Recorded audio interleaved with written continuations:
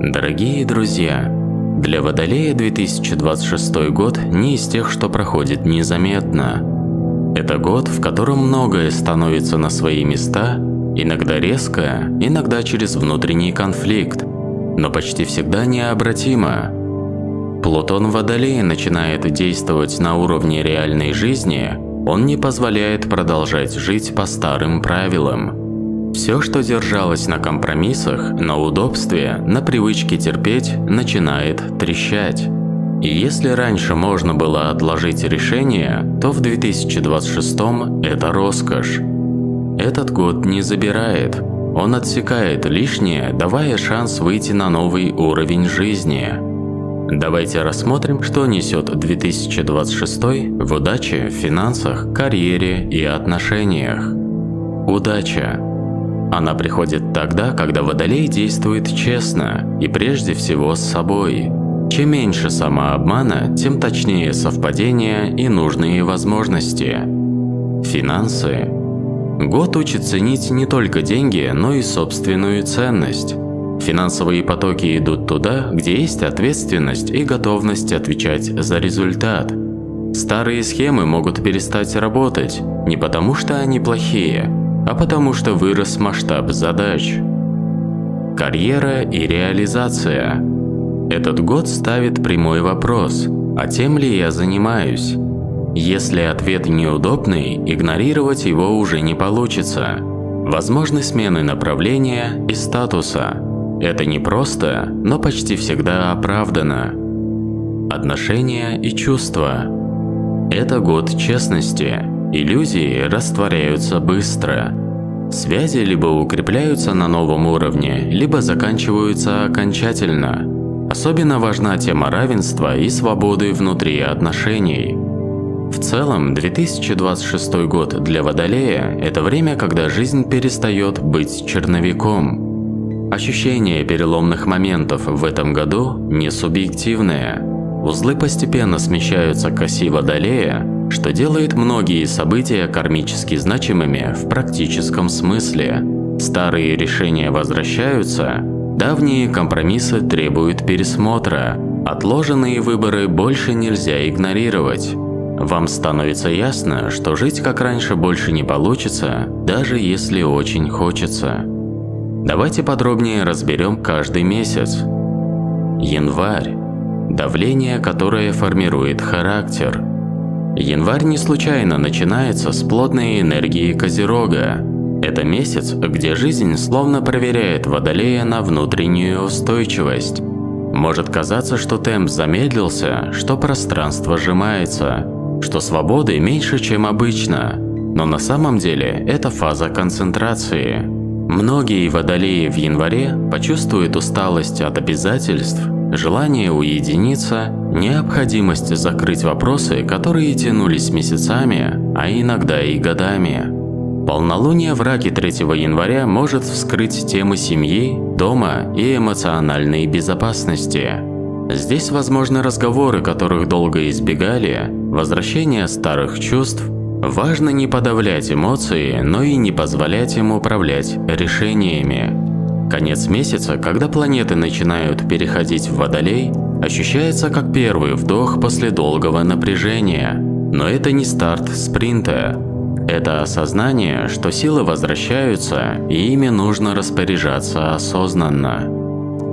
Февраль. Месяц, после которого многое меняется. Февраль заслуживает особого внимания, потому что именно здесь формируется точка невозврата.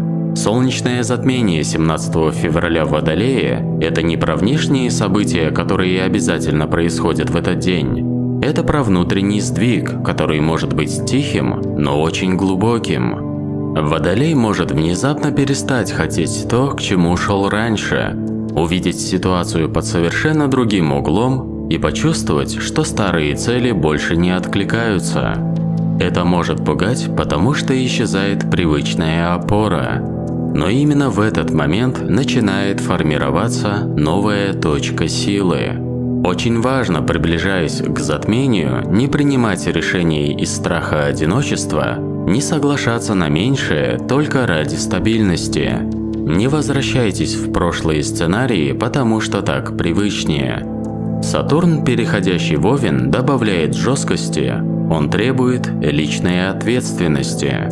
Больше не получится переложить вину на обстоятельства, партнеров или систему. Весь этот год и февраль в частности задает прямой вопрос: что именно ты выбираешь? Март. Месяц честных расчетов. Март ощущается как месяц, где Водолей начинает видеть последствия своих внутренних решений. Не все из них проявляются сразу, но направление становится понятнее. Лунное затмение и полнолуние 3 марта в Деве поднимают тему эффективности. Здесь жизнь показывает, где усилия были напрасны, где ресурсы использовались нерационально, какие привычки мешают двигаться дальше. Это может быть некомфортно, но очень полезно. Март – месяц корректировок, не глобальных ломок, а точной настройки. Новолуние 19 марта в Рыбах дает возможность отпустить старые чувства вины, сомнения и эмоциональные хвосты. Хорошее время для восстановления, заботы о здоровье и внутреннем балансе. Апрель – месяц первых смелых шагов. Апрель приносит больше огня и решимости. После месяцев внутренней работы появляется желание действовать, и это очень правильно. Но важно помнить, действие ради действия не работает. Полнолуние 2 апреля в Весах снова поднимает тему партнерства. Водолей может ясно увидеть, кто действительно его поддерживает. Новолуние в Овне 17 апреля – сильный момент для начала новых инициатив. Но здесь важно начинать не из желания доказать, а из ощущения внутренней готовности. Переход Урана в Близнецы в конце месяца добавляет нестандартных идей, неожиданных предложений и новых контактов. Но Уран всегда проверяет на расфокусировку. Если хвататься за все сразу, энергия уйдет бессмысленно. Май. Проверка силы без давления. Май выглядит активным, но требует устойчивости. Полнолуние 1 мая в Скорпионе может обнажить скрытые напряжения, ревность, недоверие, страх потери контроля. Это месяц, где Водолею важно не идти в крайности. Новолуние 16 мая в Тельце предлагает другой подход – не бороться, а укреплять позиции. Все, что выстраивается в мае спокойно и последовательно, имеет шанс на долгую жизнь. Ретроградный Плутон напоминает, сила – это не контроль над другими, а контроль над собой. Июнь. Осознание пути. Июнь подводит промежуточный итог. Полнолуние 30 июня в Козероге показывает результат усилий первой половины года. Возможно, не все получилось так, как ожидалось, но почти всегда становится ясно, путь выбран верно. Ретроградный Меркурий в конце месяца замедляет процессы. Это не тормоз, а пауза для осмысления. Важно пересмотреть планы, скорректировать цели, не спешить с окончательными выводами. Июнь задает тон второй половине года. Она будет требовать не скорости, а осознанности. Если первая половина года была этапом внутреннего пробуждения, пересмотра и первых решений, то вторая половина – это этап проверки и закрепления. Здесь уже недостаточно что-то понять. Нужно жить в соответствии с тем, что было осознанно. С июля энергия года становится плотнее и требовательнее. Возрастает количество ретроградных фаз, усиливается влияние затмений, а узел судьбы постепенно смещается в Водолей. Это означает, что жизнь начинает реагировать на выборы, сделанные ранее. Вторая половина года показывает Водолею не намерения, а результаты. И именно поэтому этот период нельзя проживать на автомате. Июль. Проверка устойчивости и возврат старых разговоров. Июль начинается под знаком эмоциональной чувствительности. Солнце идет по раку, Меркурий большую часть месяца ретроградный, а это возвращает темы, которые казались закрытыми. Для Водолея июль – это месяц, где прошлое может напомнить о себе незавершенными разговорами, старыми обещаниями и вопросами семьи. В новолуние 14 июля в Раке важно честно посмотреть, где вы чувствуете себя в безопасности, а где просто привыкли терпеть. С разворотом Меркурия в директное движение в конце месяца постепенно возвращается ясность, но торопиться не стоит. Июль – это месяц наблюдений, а не резких решений. Не принимайте решений на эмоциях и не возвращайтесь в прошлое из чувства долга. Август – судьбоносный месяц и точка кармического разворота. Август – один из самых важных месяцев года. Солнце сначала во Льве, затем в Деве, а это смещает фокус с внешней активности на практичность. Но главное – это затмение и смена узла. 12 августа солнечное затмение во Льве. Оно поднимает тему партнерств, отношений, баланса между «я» и «другие». Это затмение может принести резкие развороты в отношениях, осознание неравенства, необходимость четко определить границы. 19 августа узел переходит в Водолей. С этого момента многие события начинают носить судьбоносный характер. То, что происходит после этой даты, редко бывает случайным. 28 августа лунное затмение и полнолуние в Рыбах. Завершение иллюзий. Месяц может показать, где Водолей отдавал больше, чем получал, где жил ожиданиями и где жертвовал собой без необходимости.